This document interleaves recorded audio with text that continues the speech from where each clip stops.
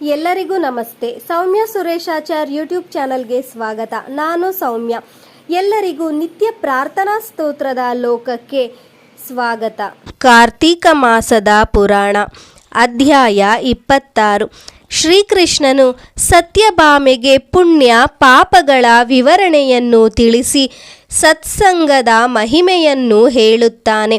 ಹಿಂದೆ ಅವಂತಿಪುರದಲ್ಲಿ ಧನೇಶ್ವರನೆಂಬ ಬ್ರಾಹ್ಮಣನಿದ್ದನು. ಆತನು ಹೆಸರಿಗೆ ತಕ್ಕಂತೆ ಧನಿಕನಾಗಿದ್ದನು, ದುರಾಚಾರಿಯಾಗಿದ್ದನು. ಸುಳ್ಳು, ಕಳ್ಳತನ, ವೇಶ್ಯಾಸಂಗ, ಮದ್ಯಪಾನ ಎಲ್ಲ ಕೆಟ್ಟ ವ್ಯಸನಗಳು ಆತನಲ್ಲಿದ್ದವು.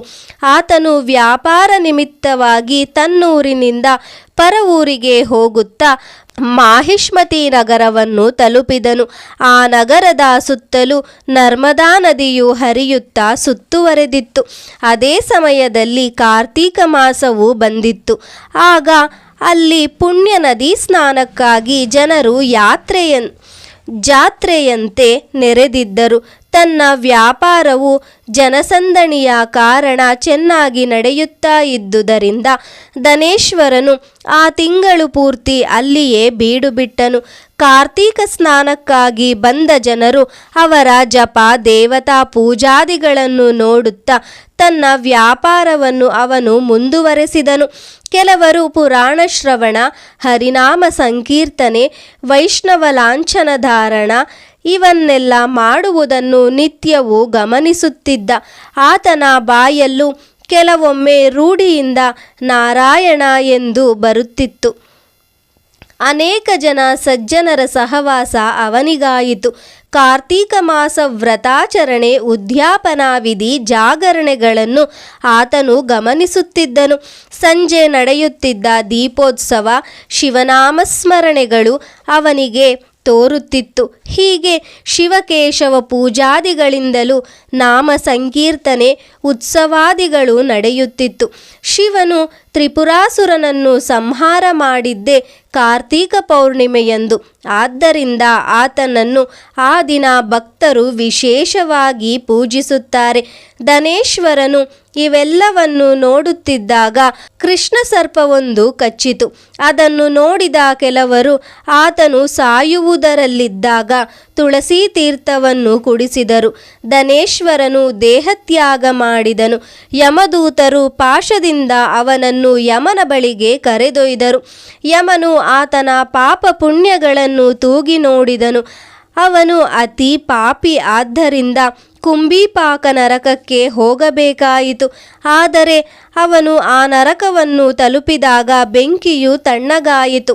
ಇದರಿಂದ ಚಕಿತನಾದ ದೂತರು ವಿಷಯವನ್ನು ಯಮನಿಗೆ ತಿಳಿಸಿದರು.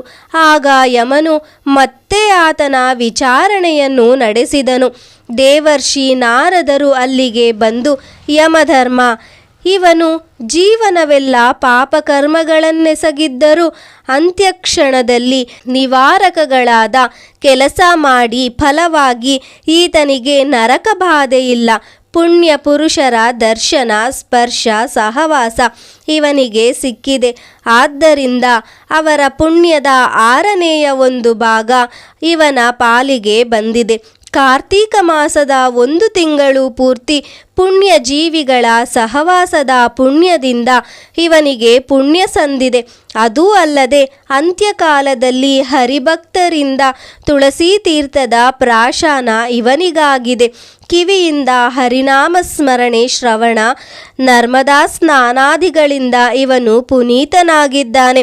ಹರಿಭಕ್ತರ ಆದರ ಸಹವಾಸಗಳಿಗೆ ಪಾತ್ರನಾದ ಈ ಧನೇಶ್ವರನು ನರಕವಾಸವನ್ನು ಅನುಭವಿಸುವ ಅಗತ್ಯವಿಲ್ಲ.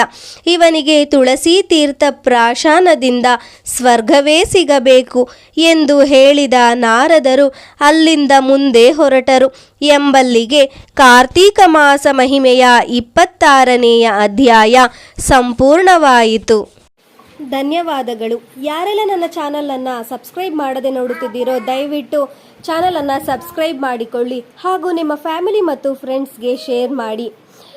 ದೇವರ ಕೃಪಾ ಕಟಾಕ್ಷ ಎಲ್ಲರಿಗೂ ದೊರಕಲಿ.